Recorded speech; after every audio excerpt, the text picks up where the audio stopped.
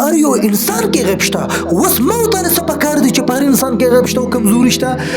ما ته دا راته پته ده چې په هر انسان کې غیب ده او کمزوري ده. اوس به ما ته د یو بل خیال ساتو، د یو بل کمزورۍ به ماف کوو.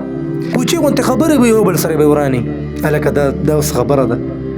انسان خو کمزور دی. رشتوں کی خوبصورتی ایک دوسرے کی بات برداشت کرنے میں ہے. بے غیب انسان تلاش کرو گے تو اکیلے رہ جاؤ گے. په دې دنیا کې داسې کم کس چې هغه د غیب نه خالي نه دی او یا هغه د کمزورۍ نه خالي نه دی. دا تاسو ماته یو کس وښایئ. اول زه د کمزورو نه ډک یم. تاسو ټولو کې به داسې یو کس نه چې هغه ووایي چېرې زه ما کې اړو څه کمزوري نشته یا ما کې اړو څه غیب نشته. او یا په دې میډیا چې څوک اوري یا داسې کم کس چې ما ته ووایي په دې کمنټ کې ولیکي چې چېرې زه واقعي کاري صاحب غوره زه د هر غیبه پاک یم. وی چې مدام د نور غیبو ته نظر کړئ وی خدای د خپل غیبه ولې بې خبر کړئ. دا خبره یاد ساته. نو هر یو انسان کې غیب شته. اوس ما ته څه پکار دی چې په هر انسان کې غیب شته او کمزوري شته؟ ما ته چې دا راته پته ده چې په هر انسان کې غیب ده او کمزوري ده.